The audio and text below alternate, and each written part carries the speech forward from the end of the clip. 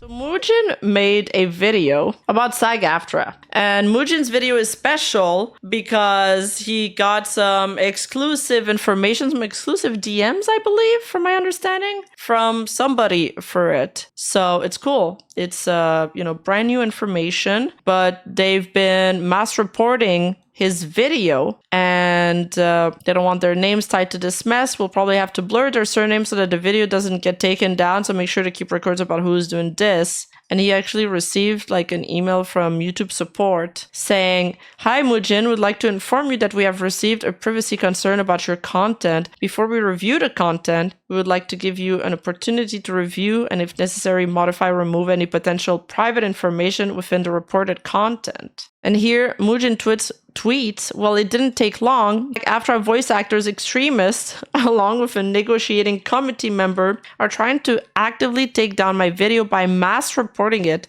They're scared and it shows." This is Streisand effect in full force. Because Mujin's video is now ranked number 11 worldwide on YouTube, I believe. VA extremist is so funny, but it's actually accurate to describe these people. Their immediate reaction is to continue being clowns. True. I've created a step-by-step guide to reporting a violation of your privacy on YouTube. I'd highly recommend that anyone whose full names were included in the video to fill it in a report. Note if your full name and or likeness and or other uniquely identifiable information was not shared in this video, YouTube will not take action on it, unfortunately. Interesting, especially because I do post with my full name. Only other full names I saw from skimming were people who had tweets and Blue Sky posts screenshotted. Report, report, report. You can report somebody for a Blue Sky post? There's no way, right? There's no way.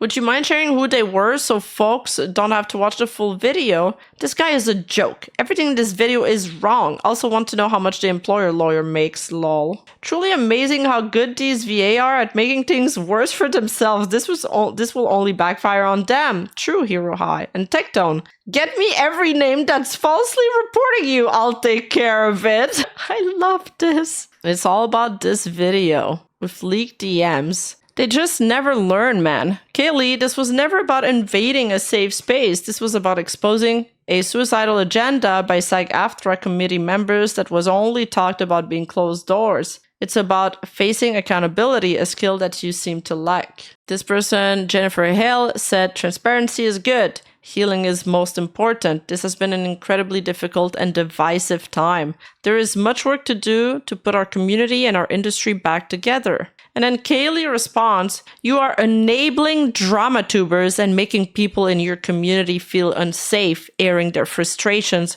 while trying to navigate a really tough situation in a private space. I really hope you simply didn't understand how harmful this could be. You are hurting your community." Jennifer has removed her tweets on the matter. She said there was some deeply concerning behavior by some committee members during the strike, but SAG is still one of our strongest guardrails for good wages and working conditions. I removed the video from my timeline as not to fan the flames and give space for the community to work this out. I'm for reform and repair, not for burning the house down. It is okay to disagree in good conscience. I believe almost everyone did what they firmly believed was right, and coming together to make space for all our diverse perspective is important for healing. Okay, I don't know who this person is, but she seems like she has a really good head on her shoulder. Yeah, I kind of really liked her words. She seems like a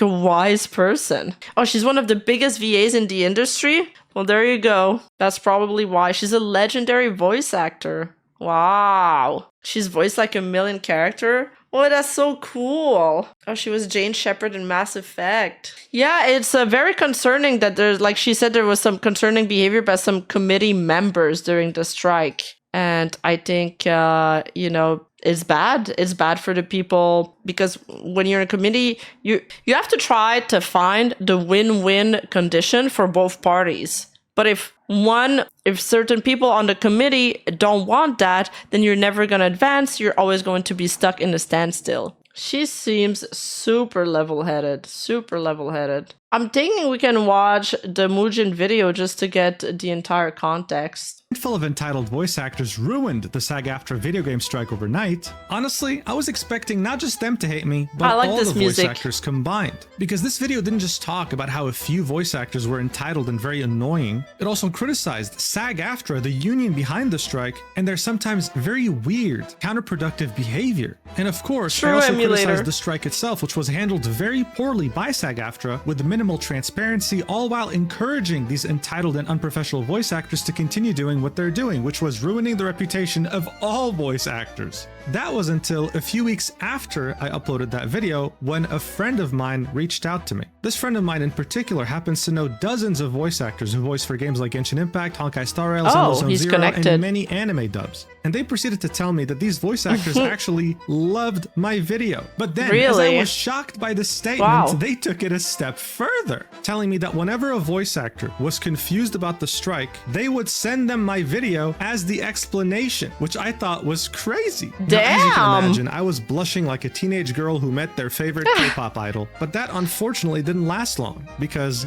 the morbid reality hit me in the face. And that reality is the fact that there are voice actors paying $3,000 to join SAG-AFTRA, all while paying them a percentage of their yearly income to stay in the union, and SAG-AFTRA couldn't even do the bare minimum and explain to them the strike that they're in, to the point where these voice actors have to go to this dumbass's channel in order to understand what the hell's going on in a Mujin's channel. strike they're supposedly a part of. But as ridiculous as this already is, today things have gotten worse and the stakes have never been higher. US-based voice actors are being ditched in favor of overseas voice actors, and SAG-AFTRA for a while was not budging. That's really bad. That's really bad for American VAs, and it's gonna make the support drop super fast.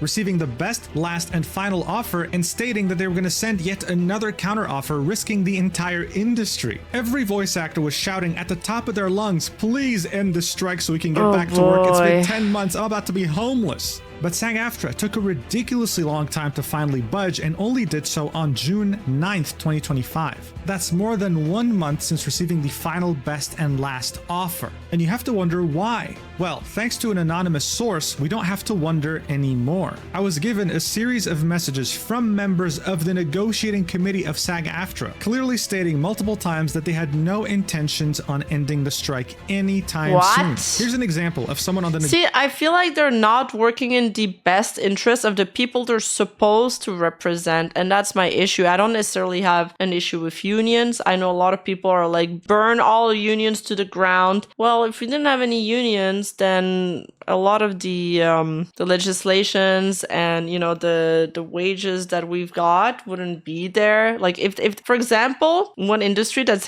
very heavily unionized is like the movie industry. If you guys remember, like back then in Hollywood, the way they were treated was fucking horrid. They used to kill, like, there was one movie that they filmed, they killed like hundreds of horses in one set. I still think about it at night sometimes. I think it's horrible when I think about it. And, well, now not allowed to do that because of unions. And then there's some unions that really push their fucking luck. And yeah, of course, unions, you're supposed to pay a yearly fee because, well, they're not working for free, but they're supposed to represent your best interest. And $3,000 is one heck of a hefty fee. If you're not working a lot, $3,000 is a shit ton of money. So they better make it worth your while. Negotiating committee sending this message shortly after my video came out, saying, "We are in the middle of a bargaining session, but some outside parties have engaged in a campaign to influence performers and we need to address it. Please look for a link from SAG-AFTRA in the morning." And when they say campaign to influence performers, they mean, oh, someone is telling the performers the truth, which makes performers want to end the strike and get back to work. We need to address this. What? Even going as far as encouraging other voice actors in that private Discord to not vote yes on ending the strike if a vote is ever held.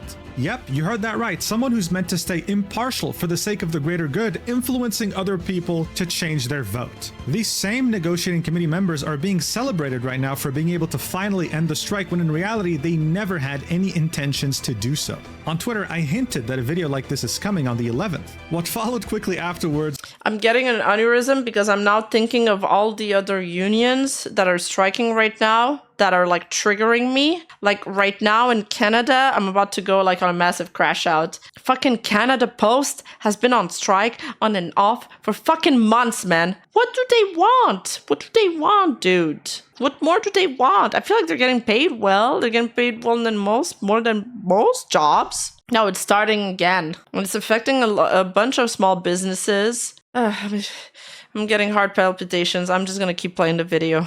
Was the Discord going on lockdown? They're worried, and they should be. And if you thought this wasn't enough, SAG-AFTRA's website was inaccessible to anyone that didn't have a US-based IP. They're getting... True, I did try to... When Mujin tweeted that, I checked, and I also couldn't access the website from Canada. Gradually more scared of outside influence, and when you watch this video, you'll understand why. So without further ado, let's do this. But first, a sponsor that doesn't have an annoying mascot in their game. Nostalgia is a funny thing. You might have grown up with video games, but they just don't hit the same anymore today. You look back at when League of Legends or World of Warcraft first launched. The excitement, the hype, the memories. Did he get the same sponsor today, I did? Nothing hits the same. Well, you're not the only one who thinks that. That's why a team of developers got together to develop Corepunk. Oh no, that's Corepunk. Okay. I got a Corepunk sponsor a while ago. That combines elements from the OG World of Warcraft and League of Legends to create an MMORPG with PvE and PvP elements. It's still in early access, but they just released a massive update. You can now trade gear on a global marketplace with other players. A new class, the Defender, just came out, wielding a sword and a shield and bringing in classic tanking capabilities with a lot of combos. And of course, you have Prison Island, a PvP and PvE survival dungeon where you try to grab as much loot as you can and escape.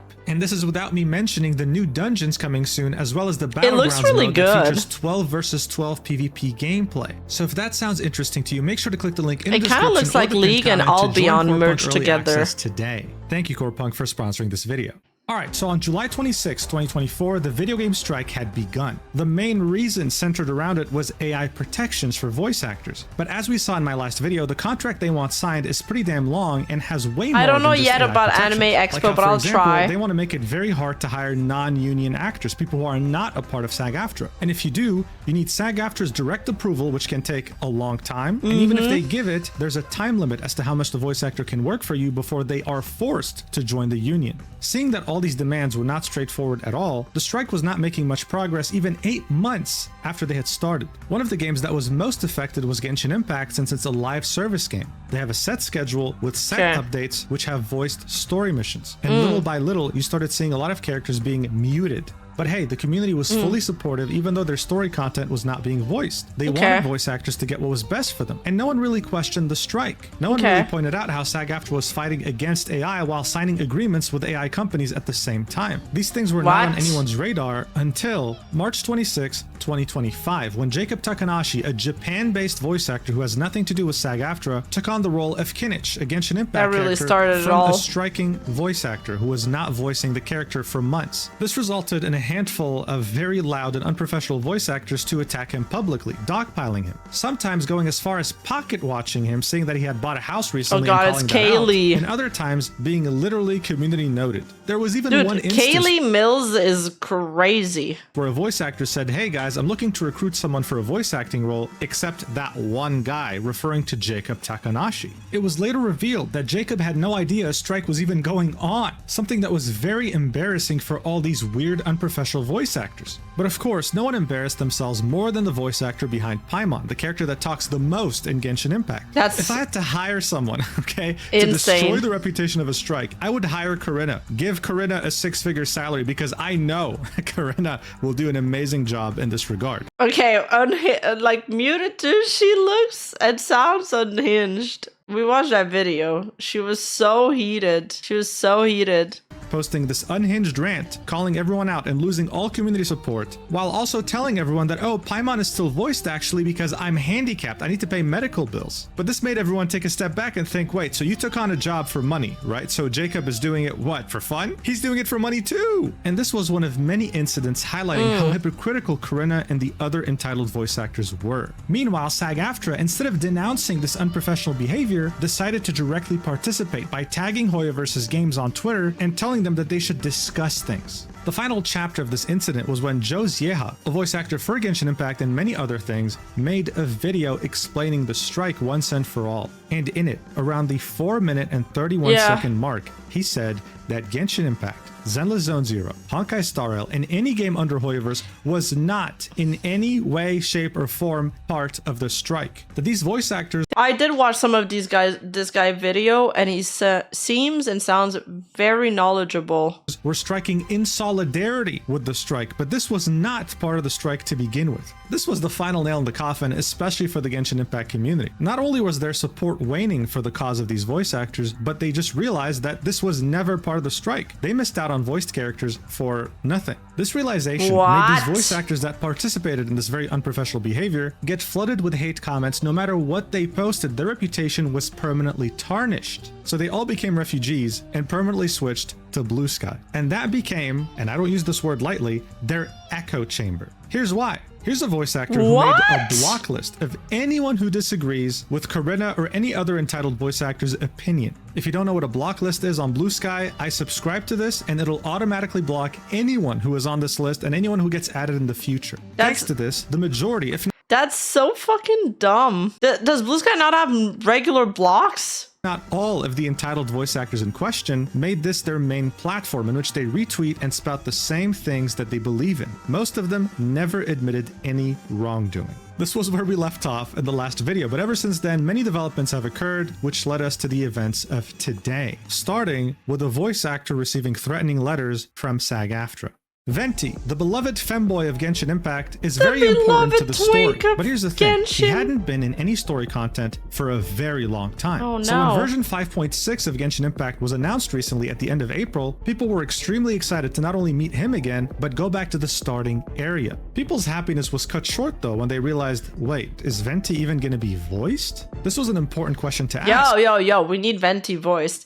I think his Japanese VA is like very popular. His voice actress, Erica Harlacher Stone, is a known SAG-AFTRA member. She's part of the union. And seeing that other union members were striking Genshin Impact and other Hoyoverse games, even though they weren't a part of the strike, people assumed that she would be doing the same thing. Until we realized she didn't even have a choice. Wait, hold up. A woman is voicing my twink boy? I just lost my hard on. A disgruntled fan left this comment saying, you know what, we'll figure things out for you. You clearly don't give a damn about us or the game. We will be demanding a recast, and I pray to God you lose this role. You don't deserve it. To which Erica replied with, bruh, I'm trying to come back. SAG-AFTRA has been sending threatening letters to us, and it's been very complicated. I'm coming back soon. If it had been my choice, I would have been voicing the whole time. No way. SAG has been sending threatening letters to them? That's awful. I know lots of women voice boys, okay? I know. I'm pretty sure it's a male VA that's voicing his Japanese VA.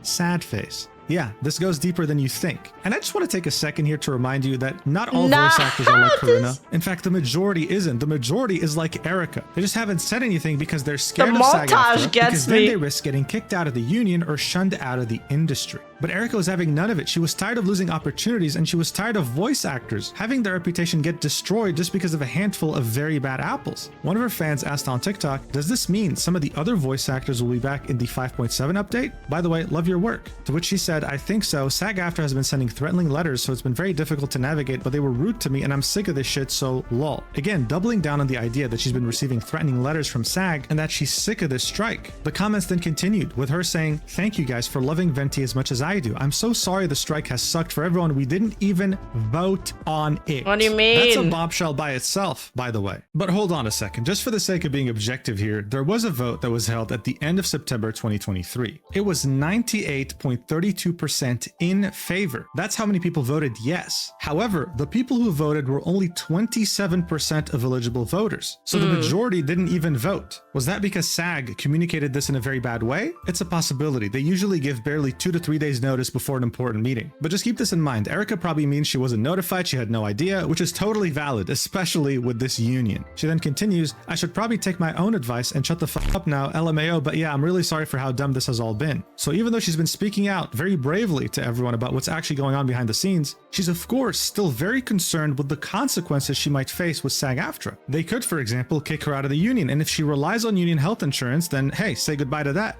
Finally, a fan asked, hey, are you going to cover Venti's voice lines and everything you missed previously? And she said, yes, I will cover everything I missed. I'm literally so over this LMAO. We got massively screwed over and I just want to get back to work. Jesus. So of course, everything she said so far is like listening to someone in prison asking to be let out. But it of course also makes you wonder, wait, do other voice actors also feel the same way? Well, actually, probably. Yeah. At least the ones who aren't unhinged like Corinna. But bear in mind, these revelations of Erica came around the end of April, beginning of May. We're now in the beginning of June 2025. And the topic has shifted massively. It went from, oh, SAG-AFTRA is treating its voice actors like disposable toilet paper to, oh, SAG-AFTRA is literally about to make their entire profession go extinct because of how irresponsible they are. On May 5th, the Variety magazine reported video game companies released best and last offer to SAG-AFTRA addressing AI demands amid 9-month strike, exclusive. This is, of course, a very big deal. A best and last offer is exactly what it sounds like. It means the studios are saying this is the best we can do. We are not willing to change a single thing no matter what happens. You either take it or you leave it. So many voice actors were, of course, hopeful that this is finally going to end. I mean, it's not like SAG-AFTRA has a choice. If they refuse this and studios refuse to negotiate further, there will be no new contract negotiations until 2028.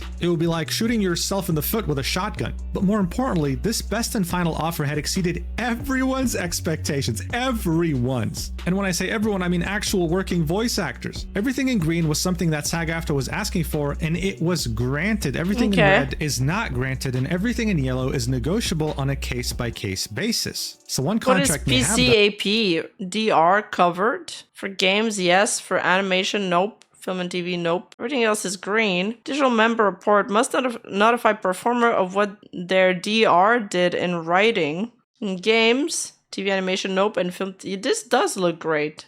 Another one may not, but it's not outright refused like what's in the red. As you can see, this is a whole lot of green. It does seem very generous. Impressive. And again, because of this, many voice actors were thinking, finally, like this is it, right? We can finally, after 10 months of striking, get back to work and earn some money. Don't tell me they right? rejected it. No. The voice actor behind Capitano and Genshin Impact and many other anime characters in anime dubs tweeted this out a few weeks after this final offer was presented, saying all of SAG-AFTRA membership got to vote on the interactive strike authorization. Dude, this isn't a union. This is a dictatorship. And I'm the only dictator allowed here. And now, even after receiving the last, best, and final offer, SAG is saying they are still negotiating. No, you aren't. It's done. The deal is good. Now let us vote to end the strike. Someone replied with, they really don't want to make life easier, damn, to which this voice actor replied with, yes, and not real sure why at this point. We can't negotiate anymore. It's either this or no more union AAA video games. And he is not exaggerating in any way. If this doesn't work and they have to wait till 2028 to renegotiate, there will be no more unions for big budget video games in regards to anything performance related. So voice acting, motion capture, you name it.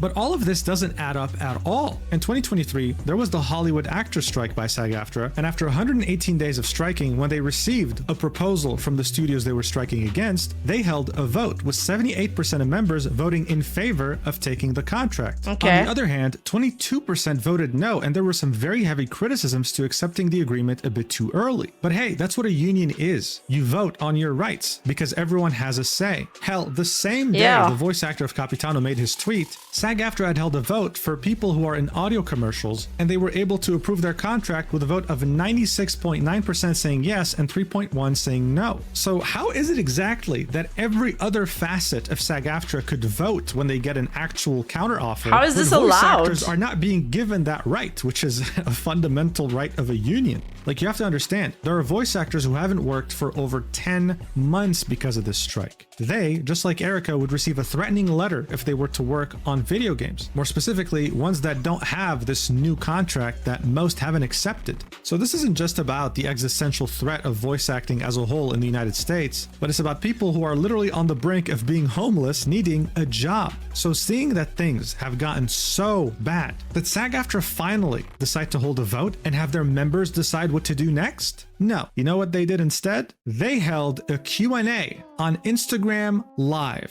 Fucking hell. Yep, that's right. It featured the SAG-AFTRA Interactive Media Agreement Negotiating Committee Chair, Sarah El-Maleh, and Chief Negotiator Duncan Crabtree Ireland, who also served as Chief Negotiator for the Hollywood strike back in 2023. This was all in an effort to discuss and answer questions about the video game negotiations and the strike, hoping to maybe reassure some people who were panicking about the fact that their profession might get deleted tomorrow. And as you might have guessed, this was an utter disaster that was extremely tone deaf and really showed us that the people who are doing this are not doing it in the best interest of voice actors. They couldn't care less. This live Q&A was from the 28th of May, and someone uploaded the whole thing on Vimeo. One of the biggest concerns from voice actors is the fact that their jobs are literally being replaced by overseas actors, especially in the UK. That question was asked, and here's how they answered it. As you listen to this, think of yourself as a voice actor who hasn't worked in 10 months. Is it comforting? Let's see. Next question. We've heard that at least 8 AAA union games have exited the union since the beginning of May. What steps are you taking to prevent the union from losing more jobs? Well, I'll start on this and then Sarah can weigh in if she wants to. I have heard from certain back channel sources about some games that have either threatened to or... Dude, look at the comments. Let us vote. Let them vote. Let actors vote. Please don't discount how serious this is. This has a check mark, so it's probably from a VA's account. Started casting, for example, outside the United States or with non-union workers. The fact of the matter is that it is possible for some of these games to shift to casting and production outside the U.S. As far as producing in the U.S., if there are signatory producers who are doing games non-union, then you can expect us to take legal action to address that because they're not entitled to do that. But I think the most important step that we're taking is looking to try and reach an agreement. But reaching an agreement doesn't involve just capitulating to the employer position. I'll remind everybody that there was a point not too long ago where there were some people who said that we should just accept buyouts as part of the deal and make that deal. And right now, the last best and final that was put on the table with us does not include those buyouts because we pushed back on it. So I think that it's more nuanced than just a yes or no. And that's why we're actively engaged and communicating with the employer group in the hopes of reaching a deal quickly. That would obviously be the best thing that we could do to help make sure that that production resumes. Dude, everybody's begging to return back to work. 12 gaming companies have already left. Let's please end this soon so more don't leave. 500 roles that could have gone to SAG actors. Yeah, so if I had to give an example to someone as to what corporate speak sounds like, absolute corporate mumbo jumbo, I would just use this clip as an example. And yeah, don't worry, Sarah will echo the same thing. It's like, hey, we're being replaced by people overseas. Can we get a move on? Yeah, but this is really about the agreement, and we'll take our time examining the agreement, and we'll get back to you, and hopefully, we'll get to a point where we're happy. It's like, come on, dude, get to the point. I'm about to be homeless. And just so you're aware, this guy right here on the left, yeah, Duncan, he makes over $1 million a year working for SAG-AFTRA. $1 million. Sarah, on the other hand, also works for SAG. I'm sure. Okay, well, that's where the $3,000 entry fee and percentage fee goes to.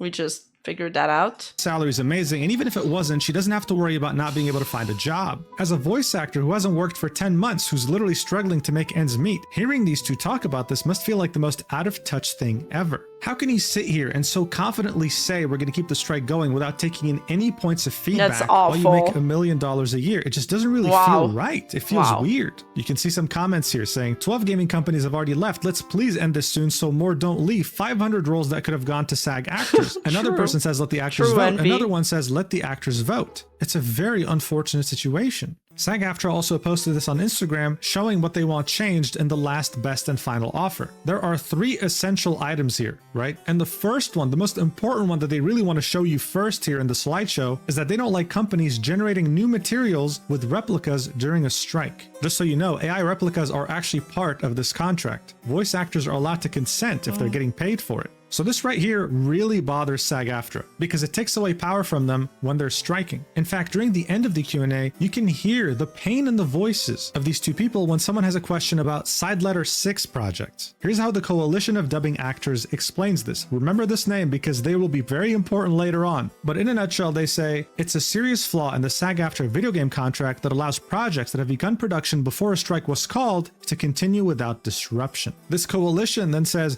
we strongly urge all all actors to avoid auditioning for and working on SL6 projects. But here's the thing, this is in the contract, and it wasn't talked about enough when the entitled voice actors were losing their minds on Twitter. So SAG really don't want another SL6 situation because it gives them less power during strikes, and they're willing to sacrifice this current strike just to hear back on this, reason 2, which is fair dispute resolution, and reason 3, which is close the loophole. You can read these for yourself, but these 3 right here are why this strike is still ongoing and why they're risking everything. But most voice actors are already very happy with this right here. Everything that's in green that we already discussed, these 3 things aren't that big of a deal for them. That's the problem. But when you're making $1 million a year, you might not be able to see that. Anyway, during this Q&A, Mr. $1 Million here had this to say about a question. Watch. Mr. $1 Million here. Whether you agree with or disagree with the committee or any individual member of the committee or whatever, this committee, these members have devoted a vast amount of their personal lives to fighting for this contract, and they've done it not because it's their paid job to do it or for any other reason than because they care about helping make sure that our members are protected and that this contract is... Okay, then donate your $1 million salary to charity or something, or give it back to the actors that are not able to work right now while you're working and making top money. Oi, you! Yeah, you! Hi! If you're not subscribed to my second channel, I don't know what you're doing with your life. So take a moment, press the like button, press the subscribe button, and hit that notification bell on. And thank you so much. I appreciate you. Now let's get back into the video. The contract that members deserve, and that we achieve the best possible contract at the table. So I just want to say to everybody out there, it's totally great to agree or disagree with the committee. This is a union where we welcome differences of opinion, but I hope that everybody will really recognize and respect the commitment and contribution that your committee members have made on your behalf as part of doing this process. You hear that? It is okay, even welcomed, to disagree with a committee currently negotiating this contract on behalf of all union members. Very beautiful. I mean, SAG-AFTRA is a democracy after all, right? Well, no, not really. The negotiating committee has its own agenda, and they're not willing to listen to anyone who doesn't share their own opinions, as we're about to find out in numerous conversations that they've had in a private Discord. All right, so remember the Coalition of Dubbing Actors, otherwise known as CODA? According to their website, they have spent decades creating quality voice acting to localize amazing foreign projects so that they can be experienced and enjoyed by audiences across the world. That's wonderful. But if you were to join their private Discord server, you would never guess that that's what they do. No, instead you'd think that it's some sort of radicalization pipeline that's meant to make you think that this strike can go on forever. Okay. This server has hundreds of members, mostly people who are new, but many who are in SAG-AFTRA as union members. Here you'll see many messages from people on the negotiating committee, as well as people who are also present on Blue Sky and who spend a lot of time pushing the same ideas there. Starting us off, here's a message from a high-ranking negotiating committee member, garnering a lot of reactions from people in the server. Here's what they had to say very shortly. I mean, it's after probably an receiving the echo last chamber best in and there. final offer. They've given a last best offer. Next may come a last best and final offer. Next, they may try to walk away. The selfish elites will claim they can leave forever because they don't believe we are worth anything. Disney and Warner Bros. Can do that. They don't make games, they just license them. Formosa and Blindlight, which are recording studios, will be in danger of going out of business, which is why VoiceWorks broke away and why Blindlight just found a way to get a game on the to be announced without having to sign themselves. Insomniac and the other plot-driven studios will finish their SL6 games and then be faced with asking actors to scab. Voice actors like Jen and Troy will likely do that out of spite and selfishness, but the studio's reputations will suffer and they will lose access to their on-camera celebrities. I just want to point out, this is a negotiating committee member calling out 2 very well-known voice actors in the industry. What the fuck? Okay? All right. They continue. Call of Duty, Fortnite, and all of the purely celebrity-driven content will have to come back. They've built their business model on it, and on-camera celebrities are not going to work non-union during a strike. So we may have to see how long they will hold out while we continue to make money with the interim. We will likely update the interim with new understanding of the tech in the next few months to lure in more games, and we'll see who wins. That is my best logic-driven approach without the fear-mongering weighted in. So yeah, this feels like a motivational talk to people who are worried about losing their jobs, while calling out 2 very well-known voice actors by name. What do they mean that they're going to continue to make money with the interim? As well as saying a very funny sentence here, we will continue to make money with the interim, referring to the studios who've already signed the interim agreement. It's funny to me because voice acting in video games pays like nothing, and these roles in particular with the new interim agreement are very far and few in between. But you have to remember, even though there's hundreds of people in this Discord, many of them are new voice actors, ones that are up and coming, and they might be a bit naive. I mean, you have a negotiating committee member here telling you all these things. They must be right. They're a veteran. In fact, in this one's particular case, they used to be a board member of SAG-AFTRA. Who am I talking about? Well, meet Zeke Alton. But before we do, we need to talk about the AI voice acting company by the name of Ethovox, the only premium voice service created by actors and empowered by AI. They claim to be an AI company that is ethically sourced. Interestingly enough, SAG-AFTRA signed an agreement with Ethovox on October 30th, 2024, a few months after this video game strike had even begun. But you know what's the most interesting part of all this? Zeke used to be on the board of Ethovox. And as his description says, he's a professional voice actor, NEVA advisory board member, and former SAG-AFTRA board member. And now he's back at SAG-AFTRA as one of the members of the negotiating committee for the strike. Even posting official information directly from SAG-AFTRA in channels like Strike Talk Official. My source actually tells me that Zeke isn't just back to be a negotiating committee for SAG, he's actually back to be a full-time board member at SAG-AFTRA. This of course only makes him and the union look worse. Another name you'll see a lot in these conversations is Kyle McCarley. He is not someone on the negotiating committee of SAG-AFTRA, but he is someone who shares Zeke's views almost one-to-one. This can be seen on his Blue Sky account, with his profile picture being the SAG-AFTRA on strike icon and dedicating almost his entire feed to the strike, even being retweeted many times by our friend Karina. This message right here gives us kind of a glimpse of the mentality Kyle, Zeke, and many others in this Discord have when he said, and I'm still sitting here thinking, blow the whole contract up. They don't want to give us what we want? Let them walk. Kill the deal entirely. Interim becomes the new IMA, and when they inevitably come crawling back to us, they give us the terms we should have gotten from them 10 months ago. But it doesn't work like that. I mean, not easily anyway. So yeah, of course, this can be seen as a lighthearted message, but the tone here doesn't really change in the next messages either. And it's this idea that they hold all the cards, that the studios need them more than they could ever need the studios, when that is not the case. Many jobs are being lost as we speak to overseas actors, and this is a very irresponsible thing to think, even as a joke in such a serious setting. Here we can see a voice actor asking a question and tagging Zeke, saying, could I have a suspicion confirmed? If someone is FICOR and advertising/working on non-union work during a strike, that can affect their ability to work union in the future, right? Now, just as a reminder, being FICOR means that you're kind of part of SAG-AFTRA, but you're just giving up all the benefits of being union in order to work non-union work without consequences. And even though you're technically under SAG-AFTRA, SAG-AFTRA sees you as a scab, which is wonderful, but you can still qualify for health insurance if you're working union projects. So the whole point of becoming FICOR is to be able to work non-union work even during a strike. But this voice actor is wondering, does this affect their ability to work union jobs in the future? Because they can work both, union and non-union. Zeke says, it would be considered scabbing and they would never be allowed back into the union. The union cannot prevent a company from hiring them in the future, but union developers have been asking for lists of people not to hire. Let me just repeat that one more time.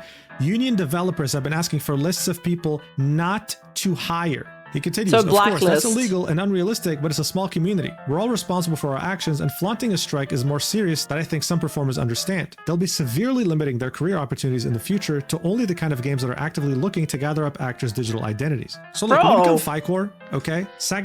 What is this fear-mongering? AFTRA tries to stop you multiple times. It's like asking a bank to withdraw $1 million cash. They'll try to stop you multiple times because they don't have the money. They gotta get it from the vault. And usually, when you become FICOR, it's already almost impossible to become union again. This message from Zeke signals that yes, I mean, they're doing what they signed up for. They're FICOR. They can work non-union jobs even during a strike. But there might be some consequences, even though it's not written in the contract. Like, admitting this is crazy. The fact that there are union developers hoping to get a list of people not to hire. Now, of course, he does say it's illegal and unrealistic, but I mean, then he says, but it's a small community. I can't conclude anything from this, but I do have a feeling that maybe, just hey, it's legal, but hey, it's a small community. Anything could happen, YOLO. Maybe. If you sign up to be FICOR to work non-union jobs during a strike, then you might get discriminated against when it comes to taking on union jobs in the future, which is kind of crazy. That's fucked up. The voice actor chimes in and says, I mean, I would assume it's the same rules as pre-strike. If you're non-union, you're free to work whatever you want. To which Kyle says, if you're not a member, you are not beholden to any union rules, including strike rules. However,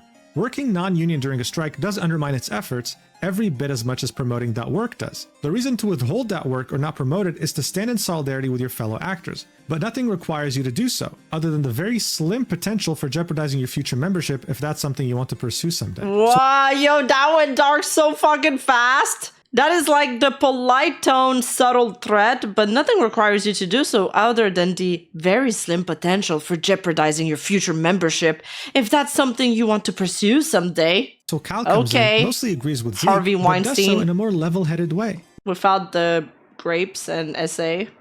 With no mention of some sort of blacklist, only saying there's a very slim potential chance of you not being able to join SAG-AFTRA if you want to in the future. Which is still ridiculous, by the way, because you're non-union. Why should a strike even matter to you? Zeke then comes in again and says it can be considered scabbing. If the union is actively working to flip a game like Genshin, an actual working non-union would be in violation. Also, if the non-union games turns out to be one that was previously union and the producer pulled a fast one, it can still be considered scabbing under the current strike order. The only thing the union can do is to note it and tag you as someone who is never allowed to join in the future. So Zeke comes in again, undoes everything Kyle said, okay, like that level-headed response, down the toilet, and reiterates, guys, if you work a non-union job during a strike, you'll never be able to join SAG in the future. And also, if you're non-union working on a game like Genshin Impact, also, you're in violation. This is actually really funny to me because according to Zeke, Karina, the voice actor behind Paimon, is someone who is never allowed to join SAG-AFTRA again because they voiced Paimon for months during the strike as a FI-Corps member. But I'm sure not all rules are applied equally in SAG-AFTRA, seeing that it's an amazing, very fair organization. If things haven't been weird enough, let's get back to Erica. Is this a union or a cult? When she complained to her fans that she was receiving threatening letters from SAG, and that she really wanted to get back to this, the fact that she didn't even vote for the strike to begin, the CODA Discord took notice. Here's what they had to say. A voice actor by the name of Marin M. Miller said, "It's very sad that Erica has failed to meet this moment in a way that supports the people around her." Oh, someone above said, right, that's because they're composing acting industry fan fiction. It doesn't have to make sense. Kyle McCarley said, single most damaging thing any one person has done to the strike efforts, in my opinion. Can we just read that again real quick? Single most damaging thing any one person has done to the strike efforts, in my opinion. Really? I mean, I think you're insulting Karina right now by saying this. Really? Erica, really? This video right here literally ended the strike, okay? This video right here ruined voice acting reputation for generations, and you're gonna blame Erica. Interesting. Then another member of the negotiating committee chimes in, Lindsay. She says, we're just trying to fight for AI protections, something that can't be done on an individual level. When Mihoyo makes a digital replica of her character and never hires her again, she's going to wish she had a horde of union lawyers to go after them. So look, these messages can be interpreted in a million different ways. All I'll say is that it's a shame. The fact that one of their colleagues for the last 10 months has not been able to voice a role they enjoy so much that means a lot to them, while being under the threat of being replaced, sucks. I mean, there's no other way to say it. It sucks to be in Erica's shoes. And I'm not seeing one message here that is showing empathy. It's also ridiculous to me how they chose to, on purpose, right, blind themselves from the entitled voice actors from our last video. Yet people openly blacklisting Jacob, calling him out, tweeting about his finances, and publicly blacklisting him from projects. And these people are convinced that Erica venting about the fact that she can't work on a character she loves due to this strike is the single most damaging thing any person has done to the strike efforts. That's crazy to me. It's further proof that we're really in an echo chamber and that if someone agrees with you, they can do no wrong. But anyway, we're now back to the message that I showed you at the beginning of the video. Yes, the person who sent it was Zeke Alton, talking about how some outside parties have engaged in a campaign to influence performers and we need to address it. Why is he saying that? What does he even mean? Well, at some point, Zeke said, SL6 Elder Scrolls is sending out auditions again, let's all tell Blindlight to F off. So Blindlight isn't a developer, it's a Los Angeles-based company providing Hollywood production services to the video game industry. So the Elder Scrolls 6 hires them to do the recording for them, kind of like how Genshin Impact hires studios in the US to do recording for them. They're not directly involved. The Elder Scrolls is an SL6 project. It started before the strike. It's perfectly legal within SAG-AFTRA contract terms to work them without any repercussions, without being a scab. But Zeke's over here saying, let's tell them to F off, even though it's perfectly legal to take it. A while later, Zeke says, with all the angry rhetoric about how employers are going to walk away from us and the fear tactics used to get people to accept a bad deal, today, Blindlight put out an audition for a game under the tiered budget agreement. Let me say that again for the cheap seats. Blindlight has agreed to put out a game with our AI protections. Tell me again what these companies won't do. So look, I'm very happy for them, but this isn't the interim agreement. It's the tiered budget independent interactive media agreement. Employers who still want to sign voice actors during the strike must either use this contract or the interim agreement. And the reason why this contract exists is because it allows studios with less budget to pay voice actors less. And if they have a bigger budget, they have to pay voice actors more. But yeah, although minimal, it does have clauses for artificial intelligence, as Zeke said. One important thing to keep in mind though is that the cutoff date to being able to use this contract is in 2026, which makes it that much more important for SAG to finish negotiations. Otherwise, even this beloved contract of Zeke will not be applicable anymore. However, what we need to understand here is that this is just one game, not all games moving forward. But it also doesn't really make much sense to me. When voice actors were having a meltdown on Twitter, they were told, hey, listen, the studios that Genshin Impact is hiring have AI protections built into their contracts. They said, no, this is not enough. Genshin Impact, the studio has to sign the interim agreement, otherwise we're not happy. So in the case of Elder Scrolls 6, doesn't Bethesda have to sign the agreement, not Blindlight? And in this case, doesn't that mean the studio hiring Blindlight has signed the tiered budget agreement? Doesn't really make much sense, right? I mean, things in the strike barely do. But what I really want you to see is the messages that come afterwards. A voice actor says, also, to be honest, I would rather have no deal and have the producers walk away and go non-union or elsewhere than to have a deal, because at least then we would be covered by the law. So I'd rather call their bluff. To which Zeke says, I hope enough people show up and express that, because we expect a wave of take the deal vote. I would rather have no deal and have the producers walk away and go non-union or elsewhere than to have a bad deal, because at least then we would be covered by the law. So I'd rather call their bluff.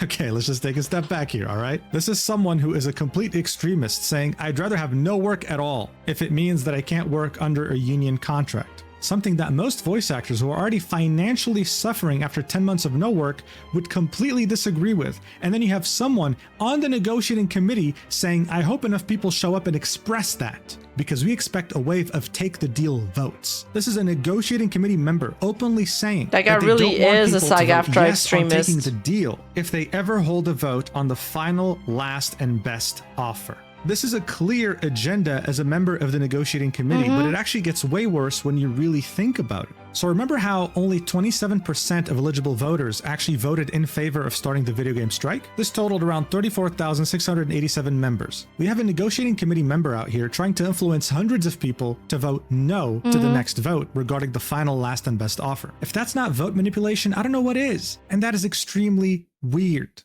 Do you understand why this is ridiculous, why I'm making this video? You are a negotiator, you try to get the best deal. And then when the vote comes in, you shut your mouth and you let your union members decide what's best for them. But here we see that there's a very clear agenda, and it's alarming. This catastrophe doesn't end here though. After Joe had released his video explaining the strike, the CODA Discord had a lot to say about it. A voice actor posted the video saying, welp, Joe made a video, to which Kyle McCarley replied with, barely scratched the surface of this, but I don't like him saying that Hoyo isn't struck, referring to Hoyoverse games like Genshin Impact, Zenless Zone Zero, and Honkai Star Rail. Kyle then continues and says, I do love the part where he breaks down the fact that a union agreement would end their work stoppage, that they absolutely have the resources to do so, and that many cast members would have qualified for healthcare on Genshin alone. Because he further explains, the issue I have with that definition is largely one of semantics, but union members are striking the entire video game industry. We're not striking specific companies, we're striking every game that hasn't signed an interim, with the unfortunately necessary legal exception for side letter 6. And I don't like that he kicks off a 30-minute video with, the strike doesn't apply to Hoyo, because yes it does, and if anyone chooses to tune out early, they're gonna miss all the explaining he does. Zeke then says it's not all accurate, but there's more good than bad there. So again, there's a lot of new, young, impressionable people joining this Discord, and it really does make me think, are Kyle and Zeke intentionally misleading them, or can they really not read one simple article from SAG-AFTRA themselves? When the strike started on July 26, 2024, SAG-AFTRA very specifically said,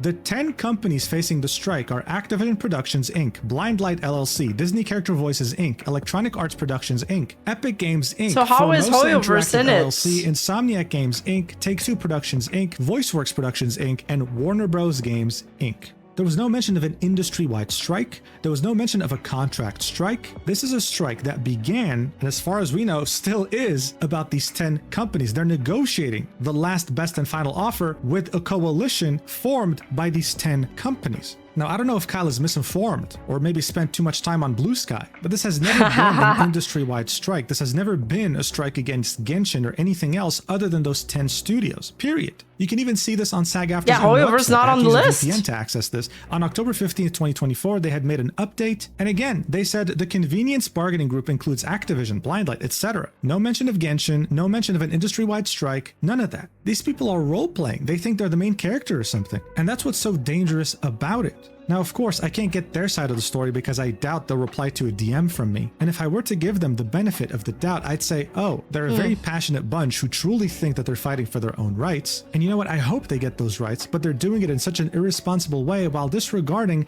tens of thousands of performers and voice actors in the video game industry. Not to mention that some people like Zeke, who are on the negotiating committee, are very irresponsible with how they share information and how they're so openly trying to manipulate the vote. I mean, there's no other way to say this. There's no benefit of the doubt here. He was literally calling on people to vote no. All while people are out there losing their jobs, unable to pay rent, unable to afford anything because they're thinking they're striking for the betterment of their own industry, when in reality, it's being handled by a bunch of irresponsible, entitled voice actors who are threatening to ruin everything. Innocent, reasonable voice actors are being hurt here, and they're getting very tired of this. After that disaster, I never realized that. Yeah, the acronym of Blue Sky is BS. Coincidence, yes, but it's funny as hell. True, Aqua.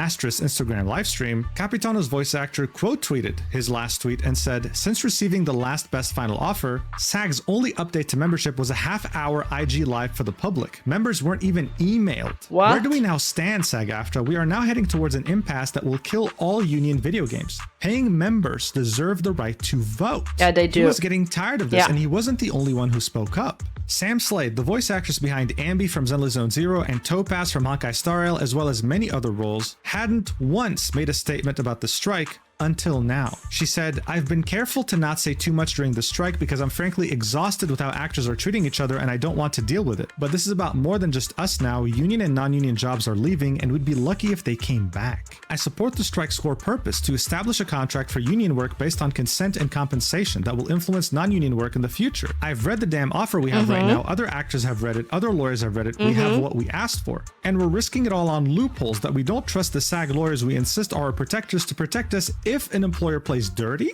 employers can play dirty in non-union work too, and that's a risk many of us take every day. Last time I checked, SAG animation, dubbing, and all of the non-union work floating around doesn't have protections anywhere close to the deal that we have. The commercial contract just got their contract. If the bargaining partners walk, their new projects will be non-union and we're back to square one, with whatever protections we can scavenge from existing contracts like SL6 games, and crossing our fingers that the newly non-union contracts don't play dirty, except we won't have SAG lawyers on our side to protect us. I can't vote or attend meetings because I'm FICOR, but please, I beg our voting members to urge our negotiating committee and leadership to not prolong the strike. It's not about us anymore. So she's FICOR, so she's banned from joining SAG-AFTRA again?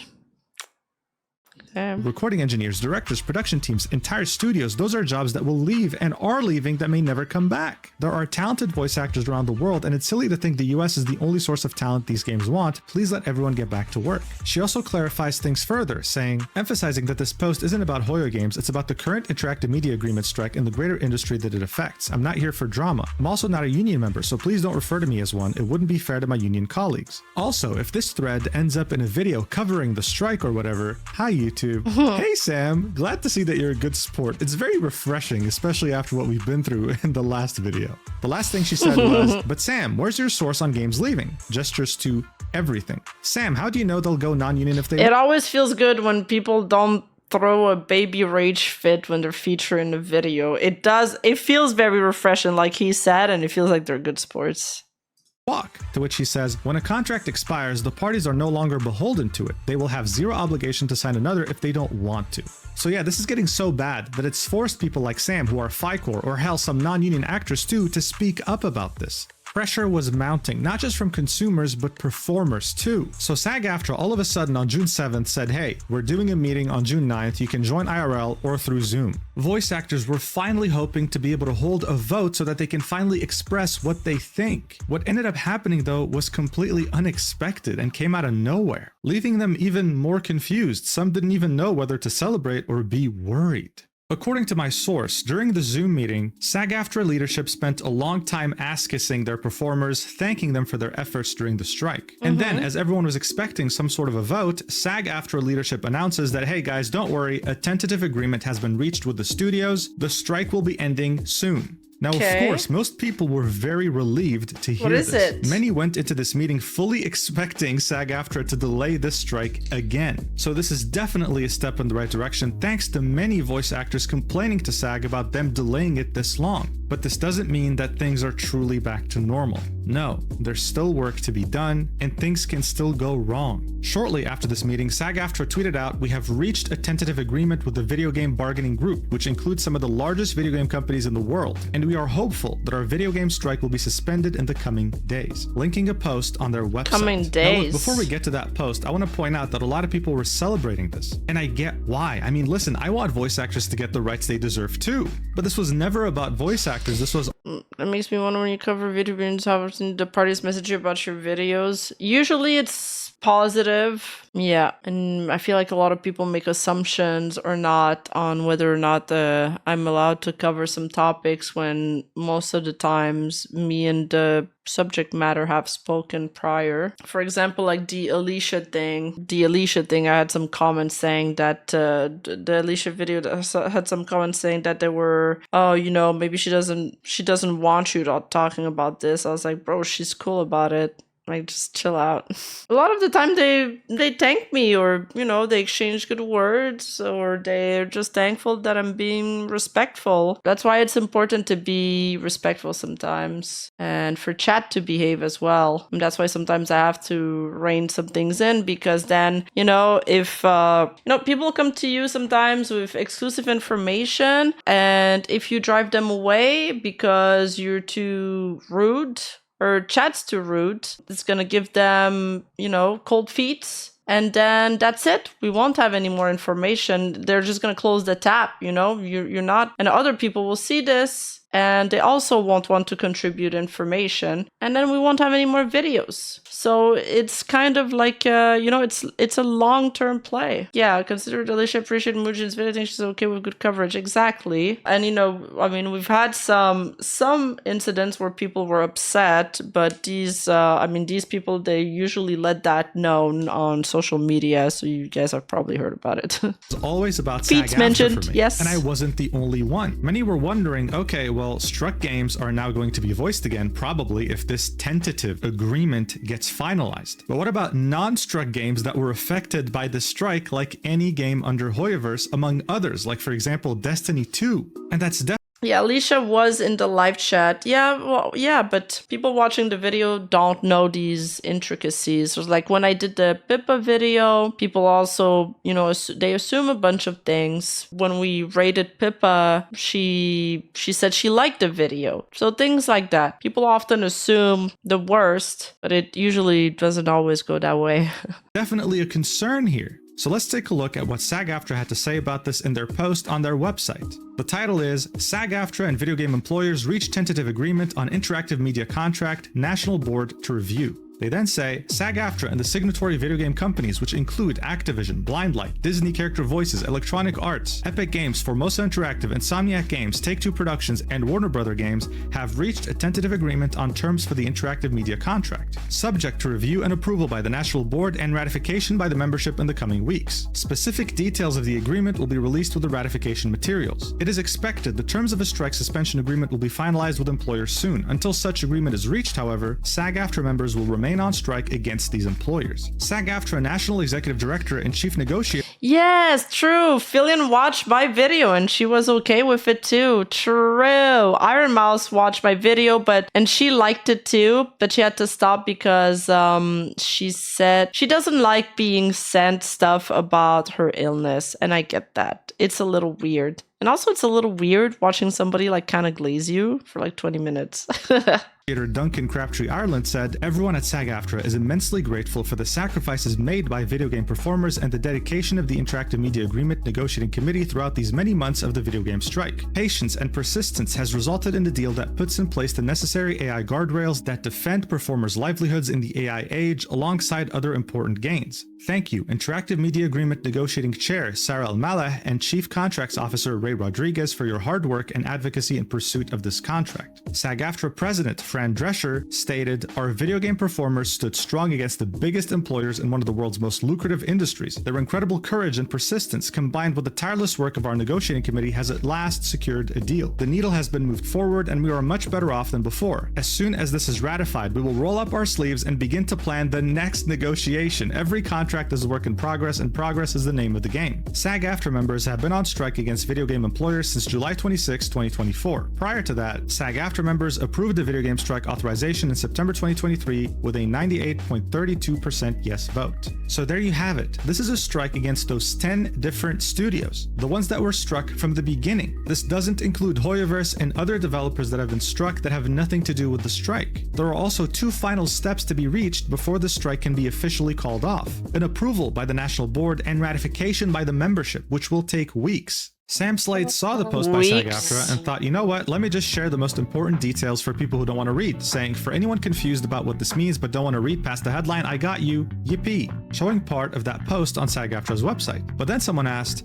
could I ask how this would affect games like Hoyoverse since they're non-union and wouldn't have signed? I see people saying it doesn't make a difference, but I don't know if that would be true. Maybe Global Rule 1 would become less strict or something, I'm not sure, but so happy about this. Sam replies with, "I'm not a SAG member, so I don't have answers to questions about the union's policies, sorry. An actor's decision to withhold work is a personal choice, you'd have better luck asking the actor directly." So in Sam's defense, even union actors have no idea about this. What? Because SAG-AFTRA is nothing but transparent. And this question about Global Rule 1 is very important. Global Rule 1 states, "No member shall render any services or make an agreement to perform services for any employer who has not executed a basic minimum agreement with the union, which is in full force and effect in any jurisdiction in which there is a SAG-AFTRA National Collective Bargaining Agreement in place. This provision applies worldwide." Oh. Simply put, a SAG-AFTRA member must always work under a union contract around the globe. Now, it's important to note, for video game contracts, 80% or more are usually non-union, and SAG-AFTRA knows this, which is why for years they've never pursued someone who is in the union who was working a non-union contract. That was, of course, until this strike had begun. Those threatening letters that Venti's voice actor was receiving, that was because she was breaking Global Rule 1 by voicing for Genshin. This new agreement that's now being finalized only gives SAG-AFTRA even more power when it comes to employers under their jurisdiction. So one has to truly wonder, can union voice actors truly continue to work non-union projects, which are the majority of projects in video games? And don't even bother asking a union voice actor about this because even they don't know. Okay, again, SAG-AFTRA is very transparent and honest. We'll only be finding this out when it's too late. If I had to sum up the sentiment here, overall, people are happy for the voice actors that were not entitled, of course, but are still mad at SAG-AFTRA for how they handled the strike and how they continue to handle themselves. And I'm almost positive that the only reason they reached this tentative agreement was because of backlash from their own union members. Because as evidenced by the leaked messages we have of a couple of members in the negotiating committee, they had zero intentions of accepting this agreement. It kind of leaves you with a bitter taste in your mouth. And speaking about bitter taste in your mouth, Karina actually recently got on a podcast for some reason with someone who has already laughed at the unhinged rants in the past. In it, we had a huge revelation. Paimon is not being voiced anymore. Apparently, Jacob Takanashi taking up Kinich was the final straw for Karina, even though Karina had very openly stated that voicing Paimon is the only reason they can afford to live and not be homeless, stating, "Thanks, Paperbag Boy, for having me. But yeah, I make the announcement here that after John got recast, that was the final straw for me, and I told Hoyo I was not coming back to record until they signed the SAG interim agreement." Of course, when people heard these news, they rejoiced. And Hoyo was like, okay, bye. People were celebrating like I've never seen them celebrate before. But this right here is what's worrying. Are all union actors going to follow Karina's mentality because they'll be forced to by the Global Rule 1 being finally applied? Is every single studio on US soil meant to sign this agreement? Wait, it's fucked. I guess I wouldn't join the union then, because you probably can get more work non-union if 80% of the games are non-unions, but it just sucks because then you have no benefits, and if you live in the States, well, you need health insurance. not just the 10 companies that were struck? Unless SAG-AFTRA clarifies, we have to Wait, assume Tecton lost a bet with himself, so he reinstalled Genshin? Was it about this? that that's the case. And if it is the case, then union voice actors will continue to be replaced by overseas talent. That is a fact. Look, in the end, all I can say is I truly want voices to get what they deserve. A proper contract that gives them proper rights and good compensation. But when it comes to SAG-AFTRA, we can't deny that the flaws are way too much to ignore, including hiring members of the negotiating committee that have a very clear bias, one that they're proud to showcase to people who can vote. I hope that this made things clearer to you as a consumer, but more importantly, if you're a voice actor watching or a union member, I hope you now realize that it was thanks to your pressure that SAG-AFTRA finally folded and that the negotiating committee was never truly— Oh, if MiHoYo got rid of the voice of Paimon, he'd reinstall Genshin and give the most recent Genshin patch a fair try? No fucking way. fully on your side. Thank you so much for watching until the end. I truly wish the best for all the voice actors, except the entitled ones from the last video. And I'll see you in the next video, whenever that is. I love you so much. Mwah. Yeah, that was a really good video. I'm so sorry that the strike made you go homeless. Anyway, the $1 million dude.